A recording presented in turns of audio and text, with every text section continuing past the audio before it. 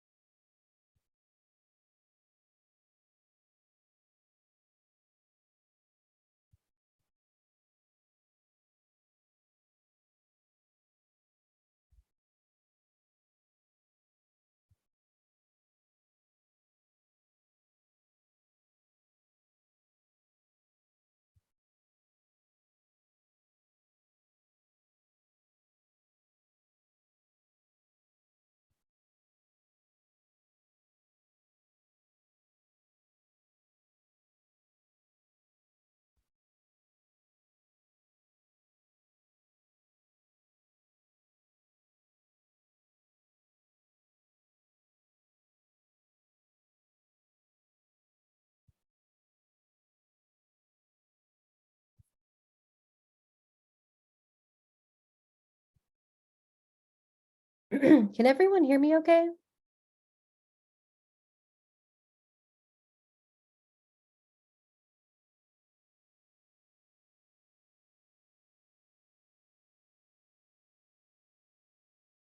Hi, can you hear me okay?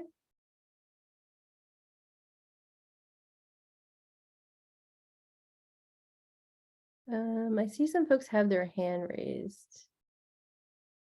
Let's see. Susan, are you raising your hand? Yes, can you hear me?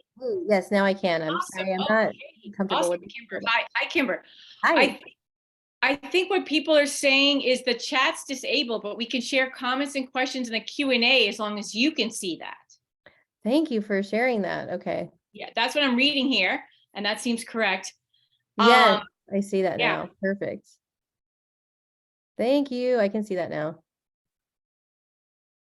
And there's, I guess Sky is working on enabling the chat, it looks like, from War Sisters League. Okay, awesome. Perfect. Awesome. Awesome. We can hear you fine, so thank you. Wonderful. Okay, I'm glad I figured out how to get through to people trying to talk to me.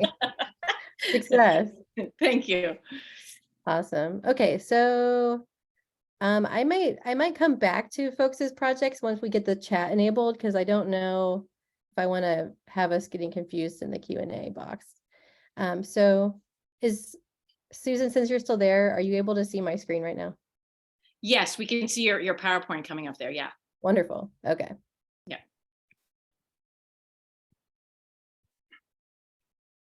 Okay. Okay. Great. So just first, I want to share a little bit about what we're up to with the War Resisters League 100 History Project. There's a group of us that came together starting last spring. And, all of us are taking on different projects, but we wanted to do something to mark the 100-year anniversary of War Resisters League that's coming up here in 2023, as many of you no doubt already know. And there you go. And so we've been working on that slowly.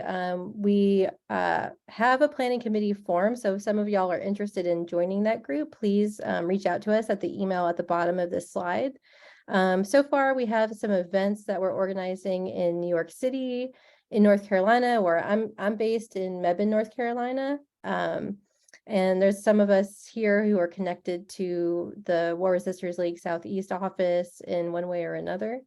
Events happening in New England, potentially out in the Bay Area as part of War Resisters League West history, and some online exhibits coming up, and some online public programs. So those are some things that we're thinking about rolling out in 2023. We'd love to have your participation and any support you want to give. And if you want to plug in some way, we'd love to have you. The other thing I want to mention is the Linda Thurston Archival Internship. So this is a program that we launched kind of as part of WRL 100, but more so based on the having lost our dear friend Linda Thurston in May of 2021.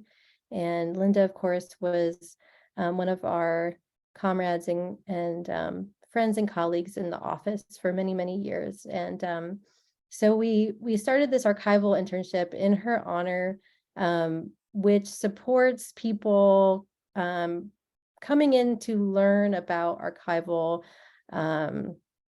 archival skills and some kind of basic digital humanities skills, ways to share movement history and to preserve movement history. So we're starting with War Resisters League's own archives. And we don't have the Linda Thurston archival internship running until probably the summer, but we do have another intern who's been kind of kicking off this larger initiative to do more of our archival processing and making more of WRL's own records available to our members and to the public and to anyone who wants to use them. So as another piece of what we're hoping to do with WRL 100, in addition to these things, we really just wanted to start bringing in more people who have some connection to WRL or who are interested in this anti-militarist organization that's turning 100 and has such an amazing history, and want to find some kind of way to learn how you might bring in some of the stories that you're part of, or bring in some of your own public history projects that you're working on. And so we're going to be collecting oral histories. Some of us will be collecting them from fellow members of War Resisters League. We're also hoping for folks like yourselves to interview people in your lives, ask someone to interview you. If you're just here because you want to learn about oral history, that's cool too. And you're welcome to be here. And I'm here if you have any questions.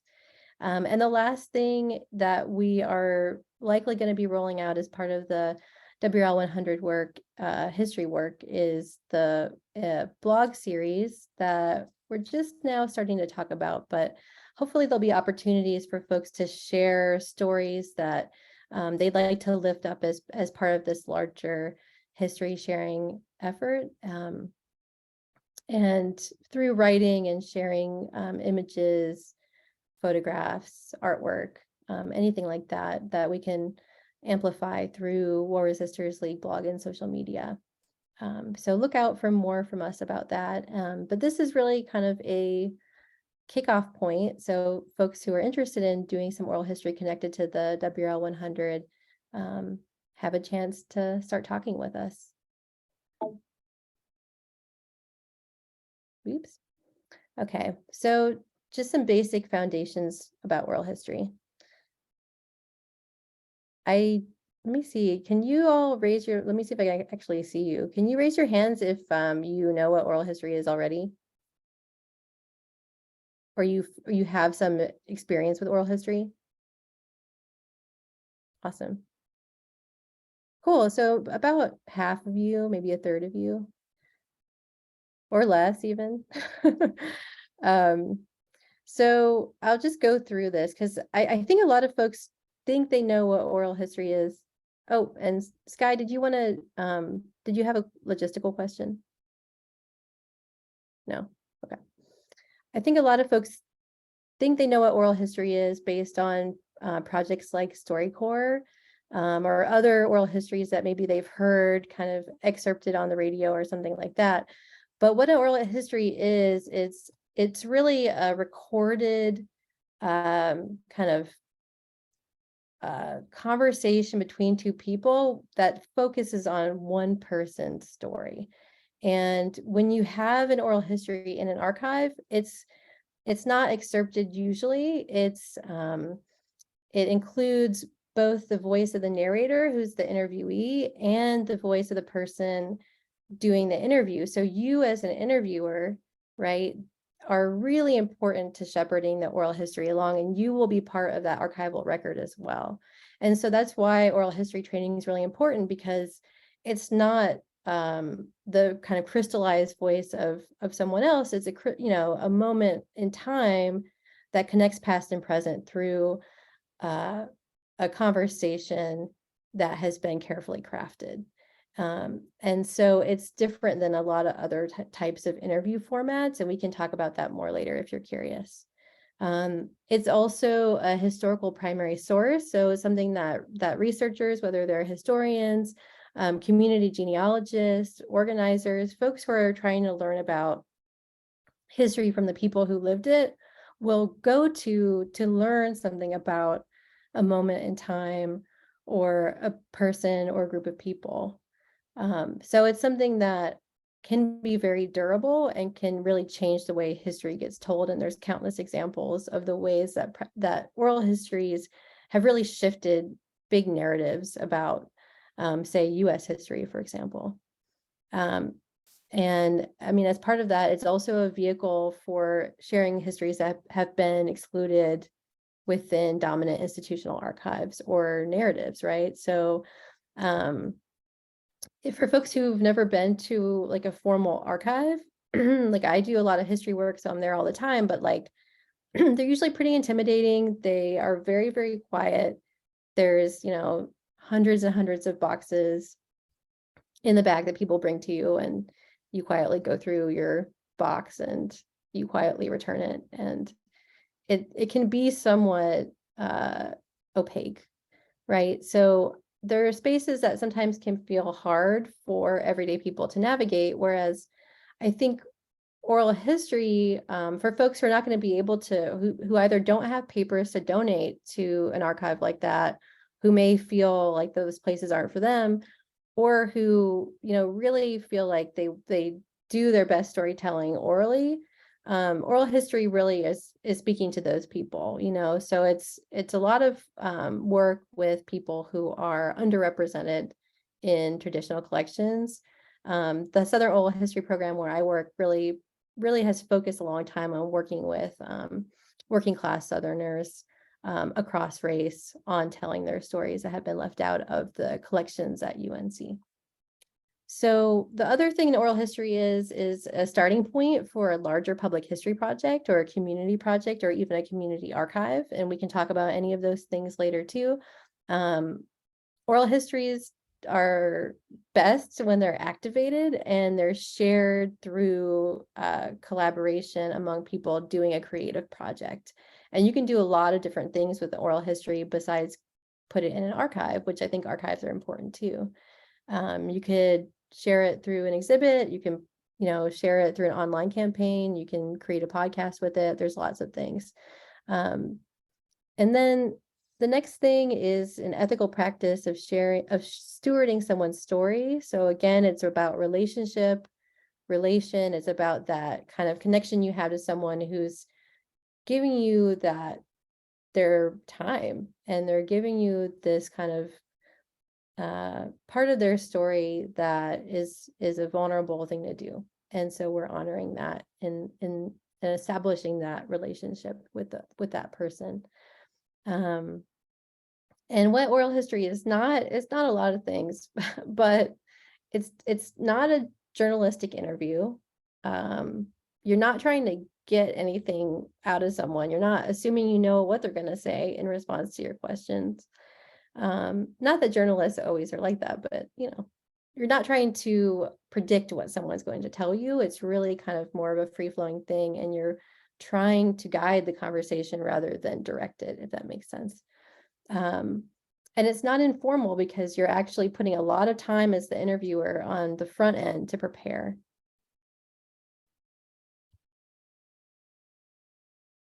Okay. Did the chat start working? Let me see. Who knows?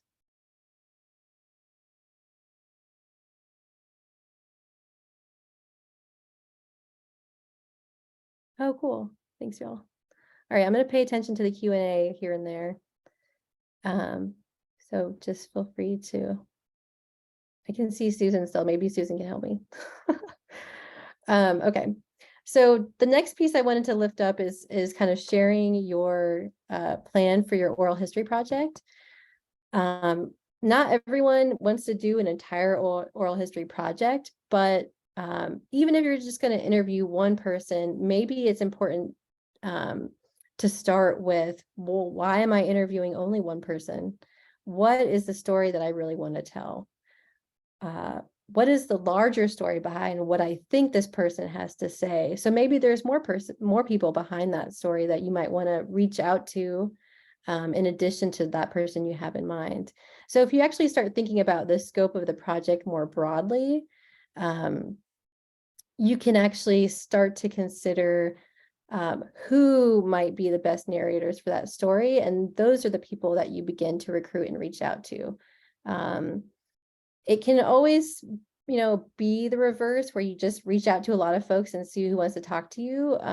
But if you want to really create a project that's going to tell a coherent story and have sort of like a meaningful shape to it, I think starting with scope is important. The other thing I wanted to raise, and this is something that I've wrestled up with a lot in my own work, is whether you're the right person to be doing this project. And it doesn't necessarily mean that you shouldn't do it, but I think it's important to understand like your own positionality coming in to an oral history, right? So, I've interviewed for a project I was doing down in Scotland County, North Carolina. I've interviewed a lot of formerly incarcerated people. The majority of them were African-American men who were probably about 20 to 30 years older than me. And, they were talking about very difficult experiences in the 70s and 80s in the North Carolina criminal justice system. And, I think, me being aware of myself presenting as, well, being a white person and presenting as a white woman, I wanted to come in there not assuming that we had trust, and that the way I asked questions and the way I framed the interview in the first place, and the way that I listened and the way that I, kind of held that person's story and emphasized what the goal of that storytelling project was, what the goal was, how it will be used, why it was important, the way I presented that project to the narrators I worked with was really important, and just the way that I had to slowly build those relationships was also important. And it's still, I don't know what the interviews would have been like if they were, interviewed by someone who had had a similar experience, right? They would likely be very different interviews. So I think just consider that as part of the way you think about planning these interviews and the way you go into an oral history space, because that's always part of the deal. I also did I was an oral historian for a women veterans project, which I'll probably refer to later as well. I did that for a few years, and I'm not a veteran. That was also very, I went through a lot of learning curves as a non-veteran, listening to stories of a lot of women who experienced violence in the military. So I just, again, I think it doesn't mean that you can't do it. I think it just means that we have to think about where we're coming from and our own experiences when we're going in and listening to someone's story about something. Okay, and next is outreach. How will you reach out to potential narrators? You don't have to have an elaborate outreach plan. You can also just say, I'm going to call these people, and maybe it's as easy as that. But sometimes some projects are larger and you need to, put out the word maybe through some kind of online flyer campaign, or just through, emailing all your contacts and asking them to refer you to folks.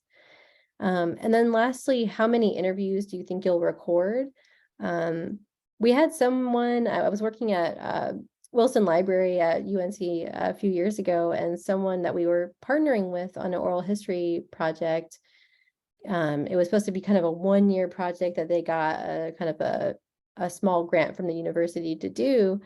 And they said, well, I'm going to do 20 oral history interviews in 1 year. And I mean, she did, but that was impressive, because I think I was very discouraging, because that's a very high number of interviews to do in a year. I mean, if I think about how many interviews I'll do in a year, if I'm doing a full-time oral history project and I'm doing very few other things, I would say 10.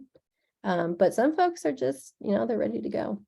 So just thinking about how many interviews you'll actually record, how much time you have.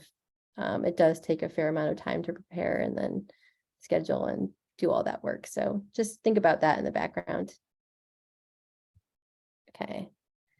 Okay, so if I really emphasize very few other things, I want to emphasize consent and ethical considerations as part of this work. So we already kind of talked about power dynamics. There was one of the folks that someone at the Southern Oral History Program is interviewing next week. She's like a young Asian American woman, and the person she's interviewing is, I think he's an older Asian American man, but he had kind of referred to this interview saying that he's like, oh, I hope I'm not hungover, when I'm at the interview, and just kind of started sharing a lot about how he was going to be drinking that night before, et cetera, et cetera. So that's just an example of something that would make someone very uncomfortable. And I think she's going to try to find someone else to do that interview. And I just see that kind of stuff come up a lot, even though I know that we all do our best. I think even small comments can be kind of alienating when someone is going to be in a pretty intimate space of story sharing, whether you're the interviewer or the narrator in that case. Walk narrators through their rights. So the rights and how the interview will be used. So I'll share these slides after we're done tonight, so you can go through and click all the links. I don't think I can click on everything, but this link has some information about copyright, and that, of course, is a legal term. People, of course, have a right to their story beyond anything legally related. And in terms of copyright, technically, that the person who shares their story has the right to their story unless they have given up that right formally, right? So they need to be told that, and they need to be told how their interview will be used. And that will be in some of the forms that you give them towards the beginning of the interview. And you can share the different forms of use, meaning, will this be for a book? Will this be for an exhibit? What language do you want to use to describe this? Is it for educational purposes only? If you are planning on, connecting this to any kind of fundraising or profit outside of that, that's a relevant conversation to have. Yeah. So, and people may, you want your interviewee to feel really comfortable. So really it's about demonstrating that you care about protecting their story. You're only going to use this for educational purposes. This is not about making money, and the story that they're telling will not shift from the meaning, will not be changed in its interpretations, right? So we're going to build trust through communicating that we want the meaning that they communicated about their story in their own words to stay the same, even if it's reinterpreted through a different medium, like an exhibit or a podcast or something, right? Because it's still their story. And I think communicating that really puts people at ease, right? Because copyright law is not really the way to go if you're going to make someone feel comfortable, because there's not a ton of protections really. But I think it still is important for them to know about. So make sure they're clear that, what they're agreeing to do in terms of, they can stop the interview at any time. They don't have to answer any questions that they don't want to. They can add questions if they prefer. They can later, after the transcript is done, they can redact anything that they don't want in there. So it's really, again, a collaboration and a back and forth. So, as an interviewer, you're really trying to be accountable to the person that you're interviewing so that they feel that their story is being represented in the best way. And, by being really clear and upfront about that, you're building that trust with your narrator. And that's really what oral history is built on. And yeah, say thank you, because it's an amazing gift that they're giving us. Okay, I'm going to look at the Q&A screen. Cool. Right. Okay, so preparing for your interview. So we're going to go through these 3 things. These are more kind of nuts and boltsy stuff. 2 general types of oral history interviews, right? So one is life histories. A life history is kind of what it sounds like. It generally starts with childhood and moves all the way through kind of the present day. Usually you kind of break it down into certain time periods of someone's life, right? But you're really trying to get a whole sense of who they are as a person and what informed different steps they've taken at different parts of their life. And of course, you're not going to capture everything in there. And of course, you're going to need to hone in on certain time periods more than others, right? So topical interviews are more of that focused interview, right?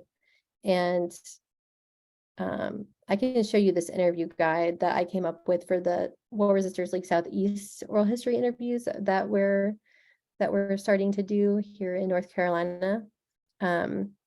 And I did want to just mention that a lot of creating an interview guide really requires some level of research, right? So, have a good sense of maybe just a really rough timeline of when different things happen. If you're interviewing someone with a certain organization, maybe know a little bit about what that organization did and some key moments in its life, maybe some big campaigns. Like if it's about War Resisters League Southeast, there's a few different kind of key moments that I'm going to try to maybe address in the interviews if it makes sense.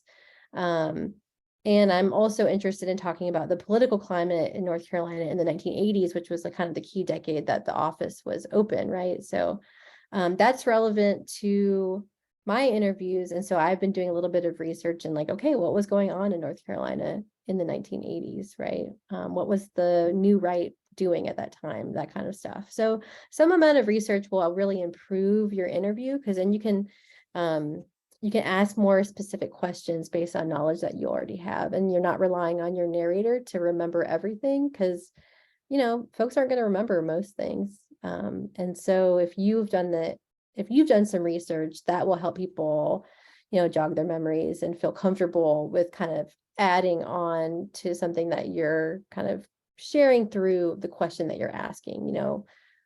Something about, what about this, what about unseating Jesse Helms, what about that campaign, what was that about? That's the type of question that helps people kind of orient to what actually we're hoping to hear about as part of the interview. So let's look at this interview guide. Can folks see this? I hope so. And so you can kind of see, right, some kind of combination between the life history interview and the topical interview, because I have some amount of early background, right? And if this were a life history interview, you see a lot more of that kind of stuff. And then we just really get into the War Resisters League chunk, right?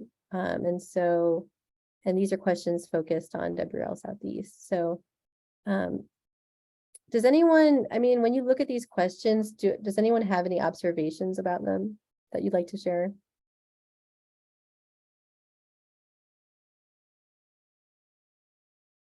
Thanks. And is chat working?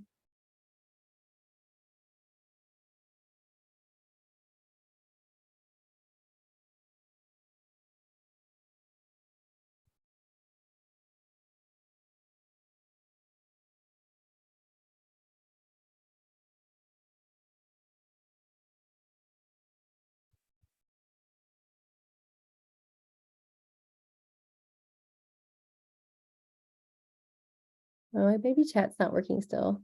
Oh, that's sad.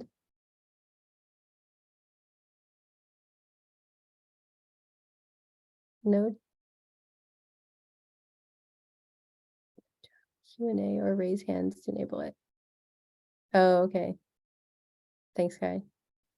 Okay, well, I feel like what I'm gonna try to do is I'm gonna talk a lot, and then at the end I'm gonna be able to actually pay attention, and that people can we can do more kind of a group conversation, because I'm gonna have a hard time pay attention to the hands being raised and to trying to move through the slides. So I'll try to get through the slides first and then stop talking so we can actually have a conversation. Sorry about that, y'all. Okay, so what I'll just share. I try to keep these pretty open-ended, right? There's not really any yes or no questions. You want people to talk at length, right? And so you want to create questions that are openings for people to share a longer story if possible. Not everyone does that, but you know, the questions that you ask can facilitate that. Okay, and last, you want to maybe just consider doing a pre-interview with your narrator before the actual interview, which all that really is just, and maybe you'll do that informally anyway, it's just call them, tell them about what what the interview will be like. You can share some questions in advance, get a sense from them, what kind of things they want to talk about, and that way you start your collaboration early. And really just kind of make sure that you have a place to do the interview you both feel comfortable with. Really, it's just kind of a get to know you thing, and discuss anything that needs to happen that will support the interview, including like, do you need a snack? Is that near lunchtime? That kind of thing. I think COVID precautions are always a good practice as well as part of those conversations. Okay, so when you draft your interview questions, and we can talk about that more a little bit later, but think about how long your interview will be and try to prioritize questions based on what you just really hope to have answered. What you think will be the richest, will create the richest response from your narrator. So sometimes you have to cut questions that you really want to ask, but just consider that you're really only going to have 1 to 2 hours, and that's actually not much time once you get started. Oh, am I still sharing my screen? It doesn't seem like I am.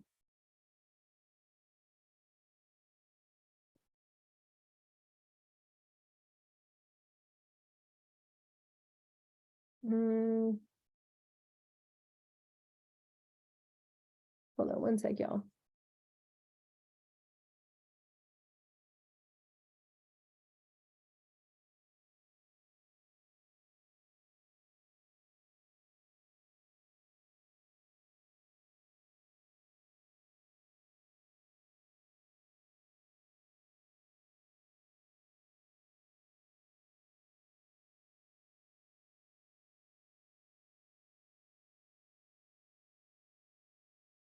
Okay, and we're back.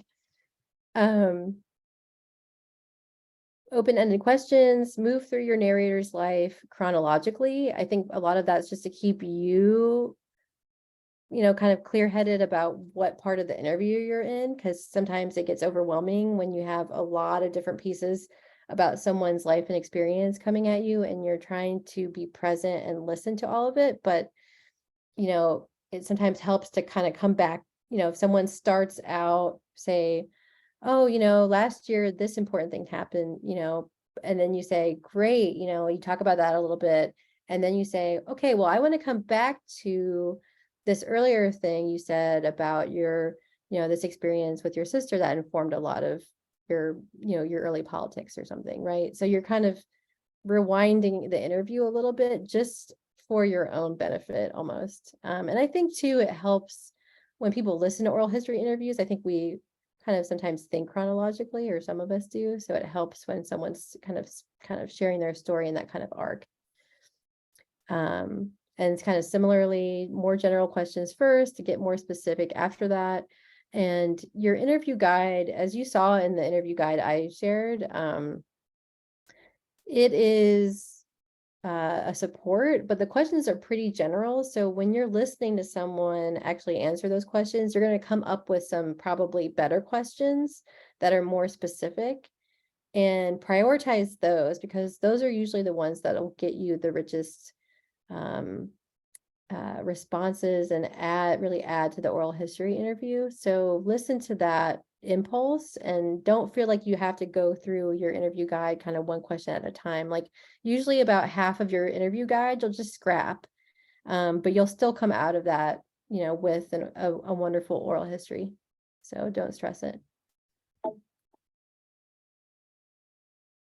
Okay, great. I'm not going to go a lot into equipment. We can talk about that later. If folks want to get really fancy, you can get like $100 like Zoom H1N recorder. I just happen to have this here. I didn't get this out for this reason, but it's kind of handy. But really, you can use lots of things. Some people just use their phone. A lot of phones have really good audio recording apps on them. I would recommend you have a backup for any recording device that you use. So if you're recording on your phone, I don't know, record on someone else's phone too. Or if you have an iPad or, a computer handy or something like that. It's good to have a backup because, it's really not fun to lose an oral history recording. Zoom conference calls can work because the video is so. I'm not sure if that's going to be something that people, future generations will want to watch. But the audio recordings are separate, and so they are very good and can be a hack for, not being able to do an interview in person. A couple reminders about downloading it right away, and it actually really does help to schedule interviews in places that are quiet, because just remember that in addition to the conversation that you're creating together, that's being created as this partnership, right? That recorded conversation is recorded. So all the other sounds, like everything else that's with you, is also part of that collaboration. So maybe it's your dog is like now a collaborator, or maybe like your toddler comes up and starts yelling something. Now they're a collaborator, but sometimes that's not the collaborators you want. And so just think about that in advance. Like, can we actually find a quiet space? Is that possible? Because it really helps you if you're trying to use the oral history in a particular way, like especially for audio clips later on, you'll feel really happy that you did not, do this outside or something. Like you'll feel really happy that you have kind of like a very clean audio track to work with. Okay, so during the interview, right, so this is like the day of, you're sitting there with the narrator who's come to talk with you, and you're the interviewer. So you want to introduce the recording, right? So you just say, a lot of times I'll just say, hi, not hi, hi. This is Kimber Hines. Today is the, November, today is what, the 10th? November 10th, 2022. I'm here with, Sky Hall, and we're here in Mebane, North Carolina, to talk about this. And that's it. But it helps to, for people listening down the road to be able to kind of keep track of what is this oral history, who's doing it, when's it happening, and what are everyone's names involved. I usually ask narrators to spell their name as well, in case there's any confusion. Okay, so some other, I guess these are sort of tips. I think about oral history as practice, because you're really learning how to do oral history. You're learning about oral history by doing it. And the more you do it, the more you'll realize that it is a practice, and it is a praxis, and you'll get better, and then you'll get worse, but then you'll always learn more about what oral history is by doing it. So some tips that I give you will be helpful, but I think just know that you'll keep getting better at it. So center your narrator. Hopefully we'll be able to talk at some point soon, but I'll try to figure out how to if I can make sure that the chat might work, maybe on my end, but anyways, I'll let it go. Oops. You want to yeah, so a lot of folks will try to have a conversation with the interviewee that's almost like a regular conversation that you would just have with a friend, right? And as the interviewer, you really want to try to put a pin in your own participation as best as you can, because again, you're really trying to center that person's story. And you want to show them that you're there to hold their story. And even if it's really tempting to jump in, I think unless for some reason that person clearly needs that level of support from you kind of sharing something about your own life or your story, unless that's really obvious or you have a prior relationship with that person and it makes it a little different, just remember that you're always trying to redirect back to them. Because sometimes if we share too much of our own thoughts on things, for example, it can actually change the course of the interview, or it may even kind of change the way that the interviewer feels about you in a way that's not particularly helpful, and sometimes if you're listening to people's story for a long time, suddenly they like realize it and they're like, wait, what about you? Who are you? And it's I get it. It's like it's sort of maybe like an anxiety thing, which, totally makes sense. And you can always say something like, oh, I'd love to talk with you about that. Let's, once we finish the interview, let's turn off the recorder and we can have a whole conversation about that. Because I really want to center your story as part of this, something like that. Active listening. I know we've heard that as like a concept since maybe grade school, but everyone has a different way of actively listening. So think about how you do it. I do it by taking notes, a lot of notes when someone's talking, and making eye contact and doing a lot of nodding.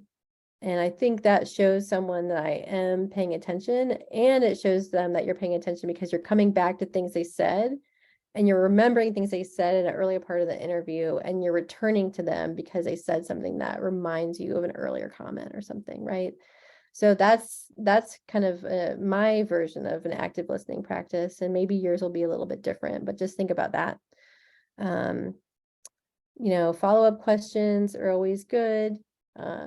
Again, creating more specific questions as you go.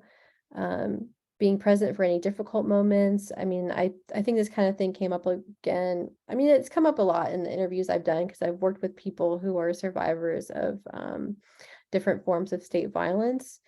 And so, you just have to kind of, every situation's different. I mean, unless you're actually, a counselor or someone who's equipped with like, providing mental health support, that's not what we're able to offer. And so we offer presence, And I think it's about assessing if something about the interview needs to change. Like give that person a chance to stop the recording and take a break. If something clearly is coming up emotionally, or a story it's clearly hard for them to tell it, just give it time and space. But if you really see and sense that something's happening, just ask, do you want to keep going, or should we move on to a different question, something like that, or are you okay?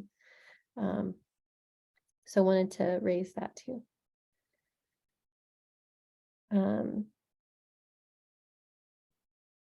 Okay, let me see. I'm gonna see if I can do this chat thing.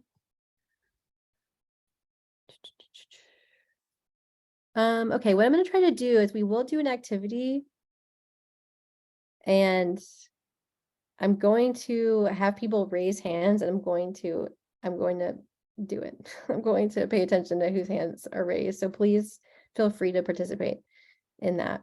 So we're going to listen to a couple of audio clips, and I want you to just listen to each of them, and then we're going to talk about them as a group, okay?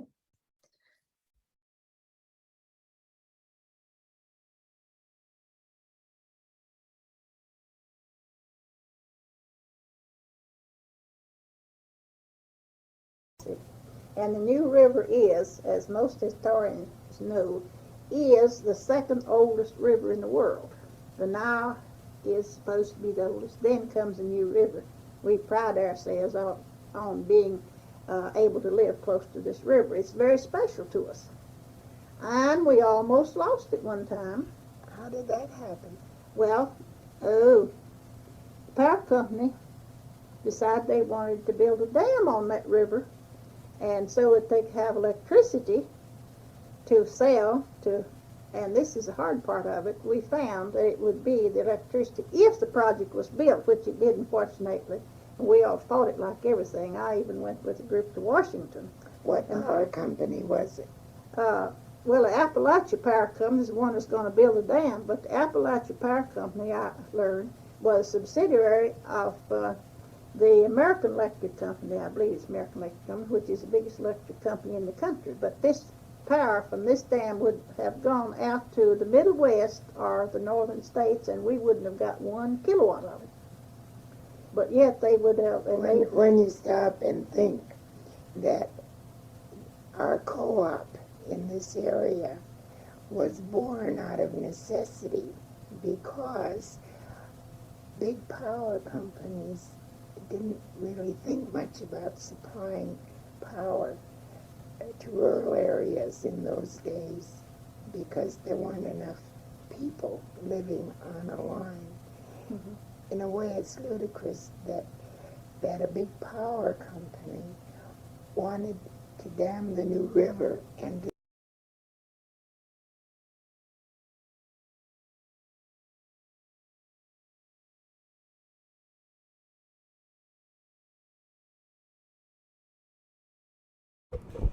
Okay, so today is Saturday, November 18th.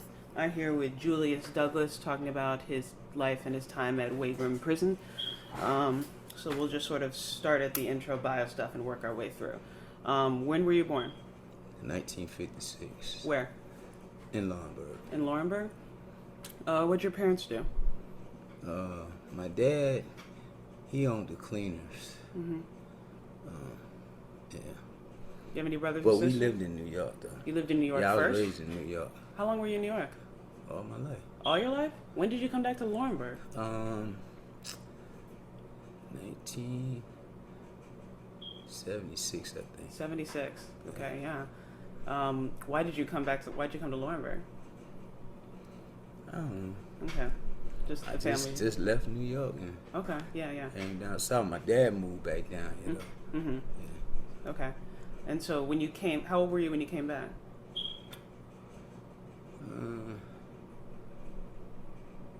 Like 20, 21. Okay. And then what did you do when you got down here? Nothing. Nothing? Nothing. No jobs or anything, just... Well, yeah. I worked at I work for the railroad. Okay.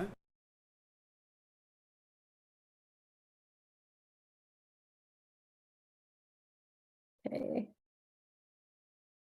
Okay, y'all. So do folks want to, I'm going to try to bring up the hands, but do folks want to kind of share like what they heard with that? Where are the participants? There we go. Joanne?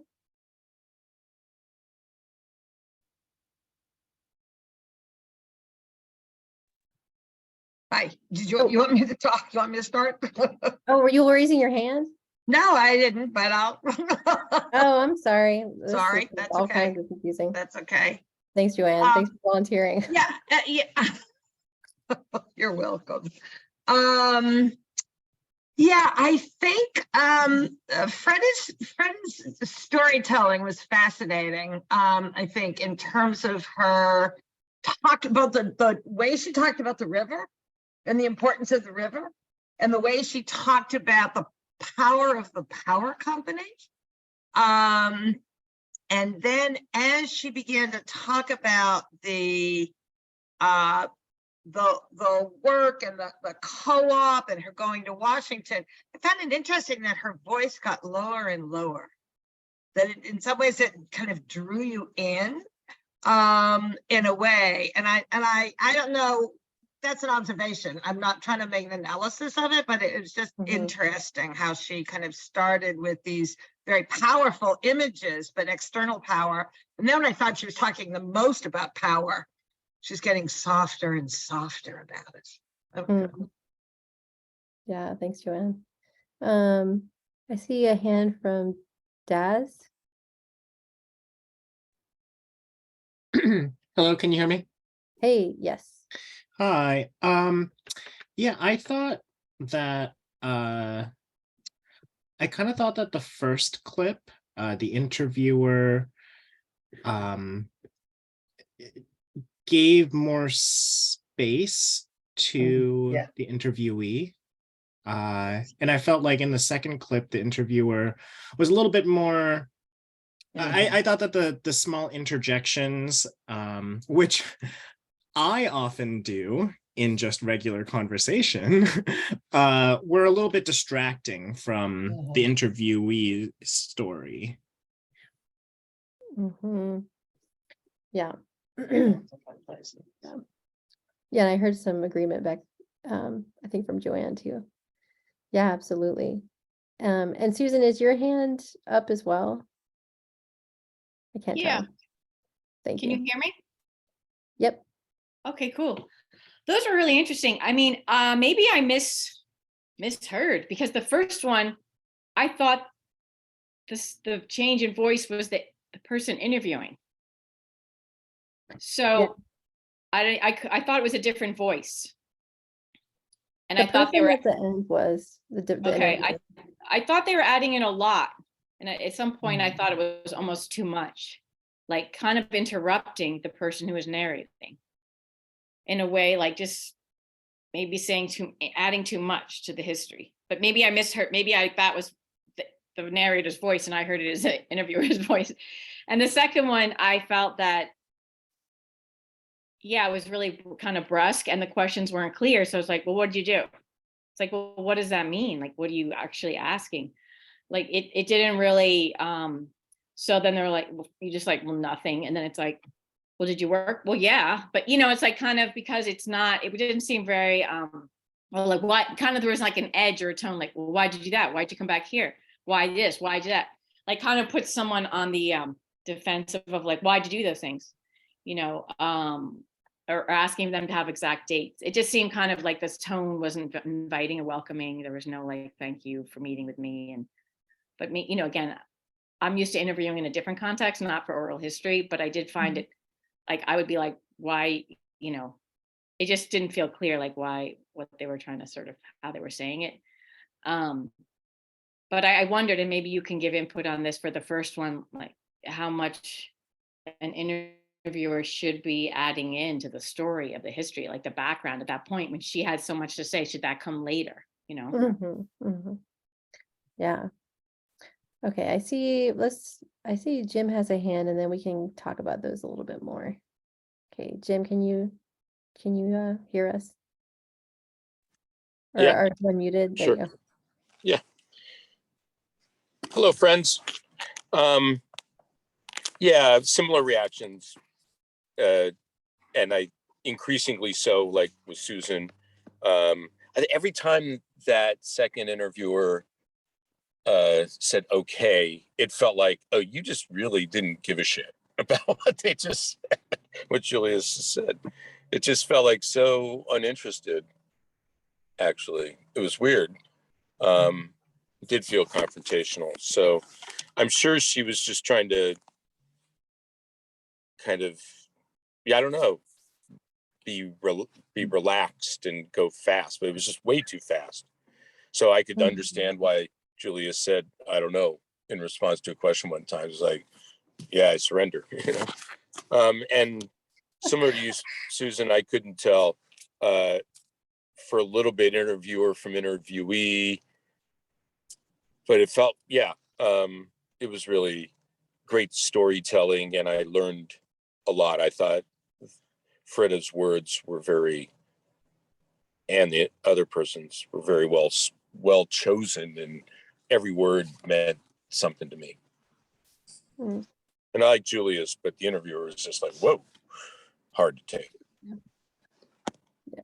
Thanks, y'all. Yeah. Yeah. I mean, I think that both interviews have a lot going for them. I love the Freda Davis interview because I think she is like, if once the interviewer can kind of let her go, she kind of just crafts these really beautiful ways to talk about organizing. And then the person at the end of that first clip was the interviewer, which is part of what I think I was asking folks to kind of pick up on a little bit, because, and it's, yeah, their voices are a little similar, so I could see how it would be confusing. But yeah, she kind of went into like a whole spiel about what she believed about it, which I think they probably share politics, but you know what I mean? I kind of got a sense too that I think Freda Davis was like, okay, cool, hey, you can kind of get a little bit of sense from her that it was a little bit strange that this person is kind of piping up all of a sudden. But that's my read. And I wonder, it's always one of those things you wonder what comes after that, and maybe from there it was about kind of this connection that the two of them had to a campaign that they worked on together. You don't know, but just to, hear different styles. And then the Julius Douglas interview was actually, that's part of a project I worked on. And that was one of our kind of student intern interviewers. And I mean, part of that I feel like really is about training, and I kind of blame myself because I'm like, oh, I really should have emphasized during that training that we need the narrators to be able to speak at length without any interruption from us, even if it's just like an okay. Because even on the audio track now that you heard, right, like how would you be able to use that for something like some kind of exhibit or podcast or something? It's much more difficult to have that kind of cleared out space for someone to tell their story, which is kind of what you're looking for when you want to share it out. And yeah, Julius Douglas, his family's still involved in that project. He passed away the year after the interview. So that's what we have from him. And we're really grateful to him for sharing that story. Okay. All right, I don't see any other hands, so I'm going to go ahead. I know we have about 25 minutes. Okay. After the interview, just going to go through a few things to consider. Where's my mouse? Hold on a second. I just hate it when your mouse gets kind of squirrely.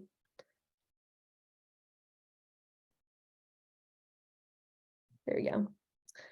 Okay, processing your interview. This is going to be technical stuff a little bit, so I'm going to kind of move through it fairly quickly. you need to transcribe your interview. I'm kind of naming some different things that I use as part of that, whether I'm doing it myself. Scribby is a transcription service that's fairly affordable. Online, you can go to their website. I use them when I just don't have time. There's also an option on there to run a interview through the platform, and then it does, like, a robot does the transcription, and it's horrible, but at least you have something to work with. So that's another option if you want to do the transcription that way.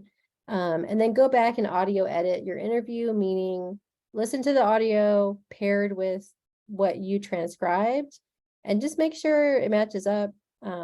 If there's something that you couldn't hear that someone said, or a name you need to have your narrator spell for you or something like that, just highlight it and flag it for them, because this transcript is going back to your narrator. So once you're ready with the transcript, it's all done, you feel like you've marked everything that needs to be addressed, you hand it back to the person you interviewed, and then they give their feedback. And if they want anything redacted at that point, that's something to ask them, and that's their option, certainly. And once they approve it, then you have your final transcript and you have your final audio file, which you can share with your narrator, however makes sense. I've given people a lot of CDs of audio because that's the format that works best for them. So just, you can always ask. And final transcripts. This is a link here that you can also look at when we share the files. This is an example of a transcript that is finalized. It can kind of give you a sense of a format that you might want to use. And, I think writing an abstract is just a kind of summary of kind of the high points of the interview from your perspective. And it's kind of more of a library practice, but it's also something that even if you're just keeping it for your own records, which I would urge you to share that with some group of people, if not, a community archive or a library or something, you want to have some description of what's in that interview to be able to help people know what, know how it applies to something they're interested in, to help people be able to search through an archive and actually find this one day.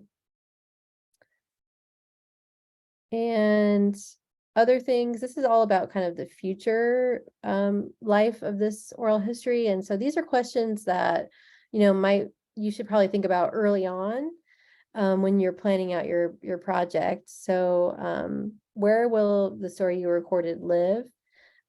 If long-term preservation is important to you, meaning you want the oral history that you recorded to be available to someone like 50 years from now or 100 years from now, you're probably going to want to try to find an institution that will house it for you.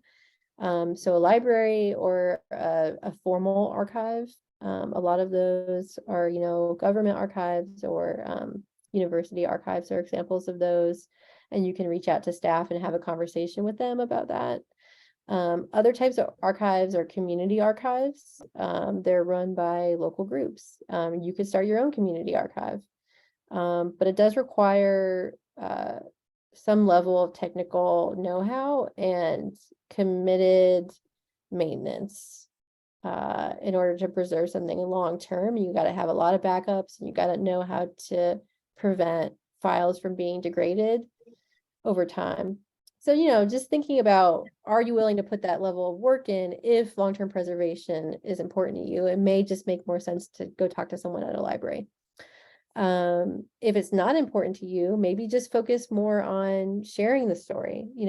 Some people will do oral histories and put them on a website, and maybe, most websites aren't permanent. They last for a few years and they're done.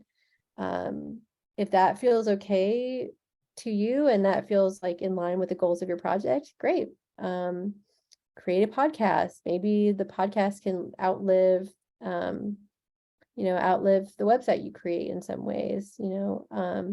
Focus more on sharing the story, because that's how people will actually access the oral history outside of these archives, or outside of whatever kind of place you decide to place it, short or long term. Like most people come across oral history because it's part of something else, right? Like a radio program or, you know, a museum exhibit they go to or something like that.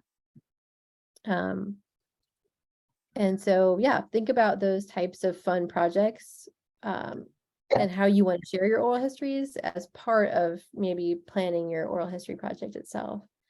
And it's an opportunity for ongoing collaboration with your narrators. Like a lot of folks I've interviewed become, you know, advisory committee members for a larger public history project. You know, I've built a lot of deep relationships with folks that I've interviewed because they got involved with a project that we're working on. And so it's really about like building relationship, you know, and it can be an organizing tool of sorts, you know, it's a way of bringing people in. And I know folks who've done listening projects and that kind of thing have seen that. And yeah, and those are, I mean, this is really pretty much all of my slides. I wanted to make sure that y'all know that the WL 100 history project is going to be collecting oral histories that you all record if you want to in some way and making them accessible in some way that we don't know yet. And so I think in general, like if you're interested in connecting with us in any kind of way about, you know, whether you're recording an oral history interview, you have questions about this workshop or just some ideas for this work, just reach out to us at this email address here at the top. And then my professional website and email are at the bottom. Joanne, did you have a hand up or are you? Yeah, I don't. You just have ESP here, I guess. I have a thought that I wanted to share with people, but I don't know. Maybe my cursor. I don't know. I see a hand, but I mean, again, I don't feel like I'm being very successful at this hand thing. But Okay. what I did was, thank you, Kimber. Thank you for all of that. And yeah, just to introduce myself to people on here who might not know me. I'm with War Resisters League, and I'm on the 100th history project. And so it seemed to me that there were particularly 4 areas there where I think we in the history committee, and I know there's a lot of us on this call, need to look at, which is clearly coordinating and planning outreach. That doesn't mean that it, you know, that like, what are your ideas and kind of, you know, who people want to interview and the like, but just to coordinate that. Also, I'm interested in looking at the interview guide that you did for the Southeast and kind of look at how we might want to adjust that to being something that we can all use. And then I think also both the transcription issues and the access and preservation issues, being that Swarthmore is where our archives are, and clearly they are interested in gathering these oral histories as well as the other history, you know, the archives and materials that they have. So I think that will be something that our committee will kind of look at, how we can coordinate and help people. So it's like, just to go back to your last slide, you had to invite people who are not already part of that, which doesn't mean you have to go to those big meetings, because the way we function is we can organize a subcommittee to kind of pull that together. So Awesome. Yeah, absolutely. Yeah, and I will be sharing, like I said, all the slides again. I'll share them out with everyone by email. Another thing that's in those slides I wanted to mention is an informed consent form. So you can use that one as a template for that consent process, right? And you'll see in there that there's some language around shared use, but you can go to, I'll type in I miss chat. We're working on the chat right now, y'all, which is why I stopped sharing screen. I will in a minute show you what I'm talking about on the slide, but I just want to make sure that Sky has a chance. The chat is working now. Hello.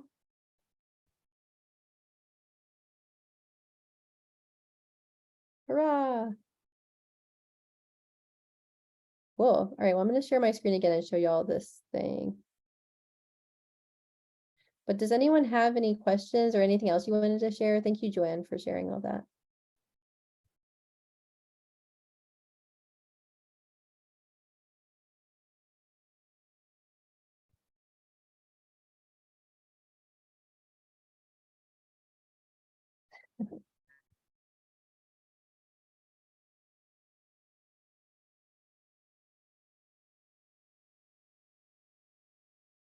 I was just going to go back really quick to this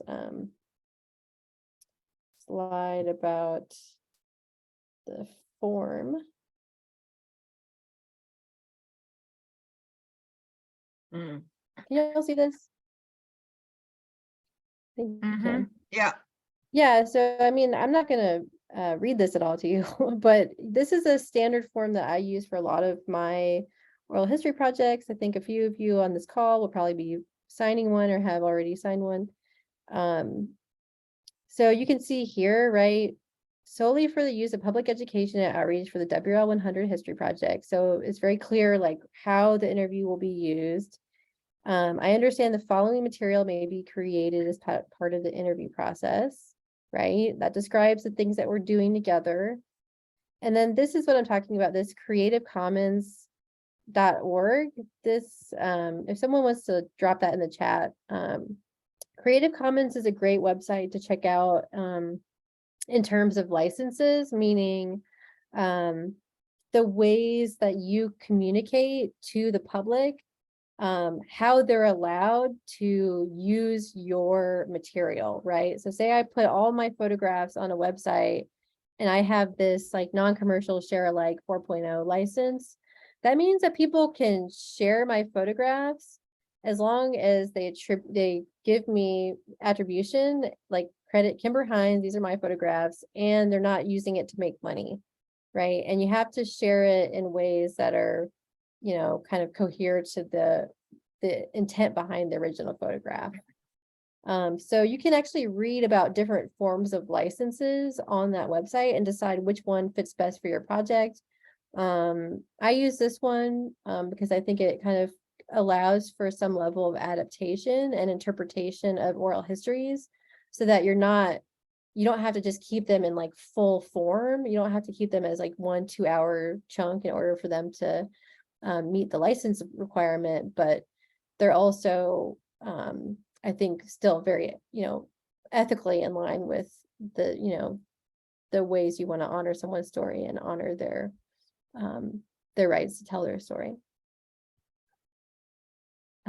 And then so that kind of breaks down a little bit of copyright. This area is about restrictions that an interviewer can add, or an interviewee can add rather, if they don't want some, their interview to be used in one particular way. You have 2 copies, you print 2 copies out, you sign one of them. Well, each of you signs both of them, and then the interviewee gets one and you get the other one. And then this other document you can take a look at.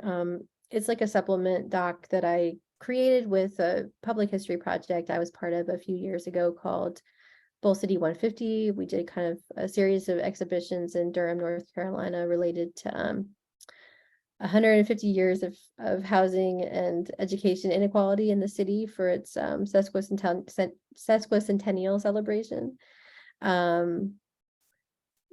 So we did a bunch of oral history interviews with folks as part of that project, and we really wanted people to understand like what we were trying to say, that sometimes the form itself is kind of confusing because some of it's in legal language. So we just wrote it out. And I felt like that helped people feel more comfortable when they signed the other form, as they got something in a little bit more like clearer language.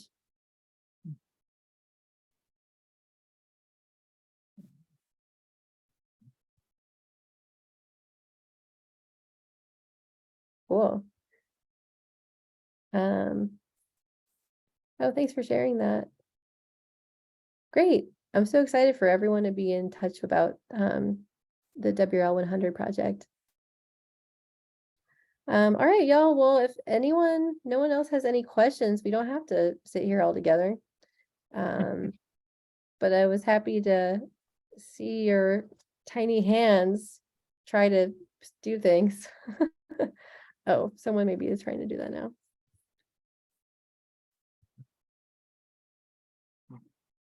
Oh, I see 2 people. Okay, I see Ruth and I see Bud, and then Bud McAllister after Ruth. Hi, yeah, thanks, Kimber. That was good. I just wondered if you had a recommendation about video versus audio. Do you use both, or do you have a preference for maybe how they're used? Yeah, I think I've worked on projects that have used both. I'm not a videographer, so I don't usually mess with it if I'm by myself, but I think video interviews are amazing. And so if you have people who have that skill set, yeah, I'd say yes, definitely. But I also recommend doing an audio recording on top of that. And I mean, it's really easy to just bring your audio recorder and have it nearby. In addition to the audio that will be picked up through the video equipment.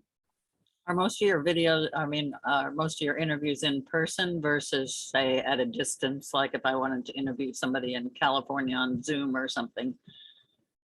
Yeah, I think, I've been doing some fair amount of Zoom interviews these past few years, and they work. I mean, I don't know if I don't think of them as video interviews, even though they technically are, because Zoom is such a strange format.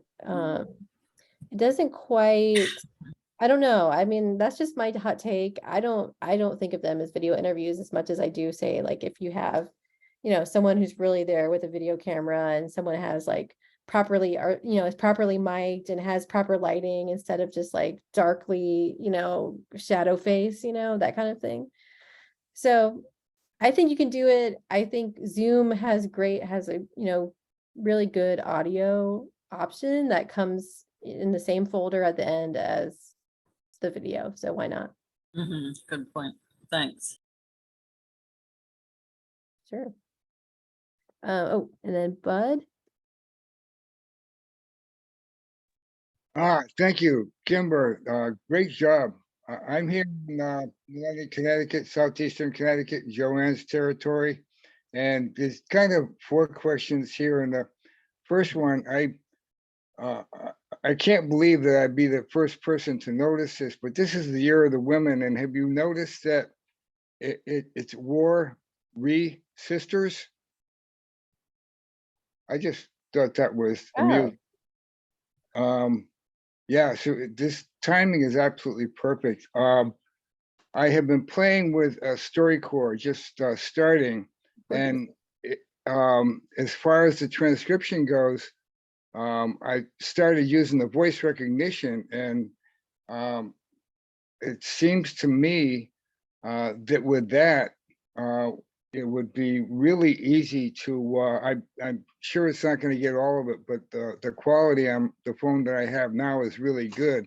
And the other thing is StoryCorps. And if you record with StoryCorps, that's saved at the Library of Congress. And finally, I was looking at where you are. I just sent you a request on LinkedIn, and you're in the Research Triangle Division, as we are having one here in southeastern Connecticut. With UConn, Farmington, Yale, New Haven, and Pfizer, we're the nexus of a Research Triangle Division. For better or for worse, but I think we can take advantage of that.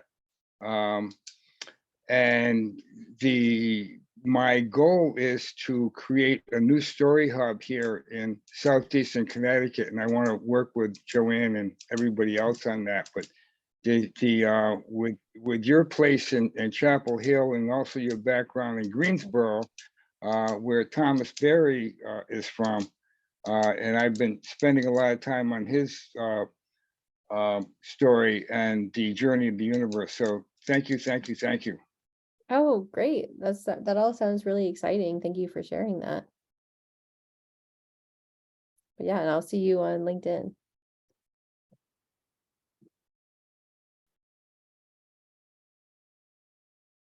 Okay. Did everyone ask any questions that you had? Perfect.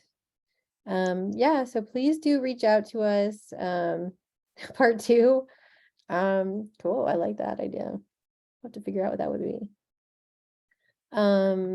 yeah, I want y'all to feel, free to reach out, both to the WRL address and then also to me individually if you have a specific question about this workshop. Definitely want to support the WRL 100 history work in any way I can. So, I would love for folks to plug into that. I know all of us who've been involved in the history project are excited for more folks to participate and plug in. So, yeah, just be in touch, and we really look forward to hearing from you.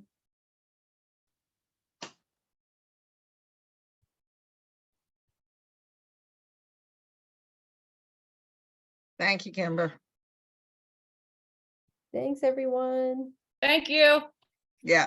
Yeah, it was nice being with everyone, whoever we were. Awesome Thanks for info. bringing us together, Kimber. Of course. Thanks for being here.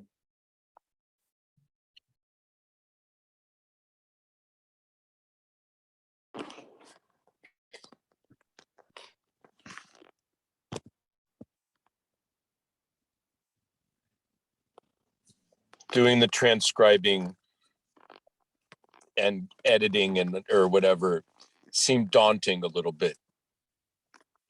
I hope it doesn't seem as daunting when I do it. Yeah, I mean, I think if you run it through one of those programs first, like it costs a little bit of money to you do the robot thing. It's like, but it really costs like $3, I think. And then you have something there, and then you just go back through and listen to the audio. It does take a while, I'll be honest. It takes a while. So sometimes I just Yeah, we were just doing a ritual. And and I did it in one thing, and then that was kind of we're doing it a different way, and then someone else was doing it with the YouTube ones, and then her edits didn't get saved, and so that was just all time lost, and we still need to do it. It's from the Spiral Dance on the 29th of October, and the video's up, but we've had trouble getting the closed captionings finished.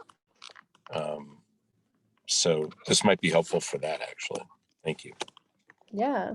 And I mean, if you want to, sometimes people like to volunteer for things. They don't want to do the interview, but they don't mind like transcribing it as a way to support, And so maybe just think about potential folks who want to support in that way.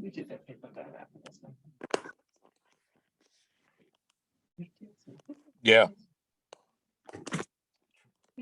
Thanks for that. Yeah. But yeah, I'm excited to see what people do.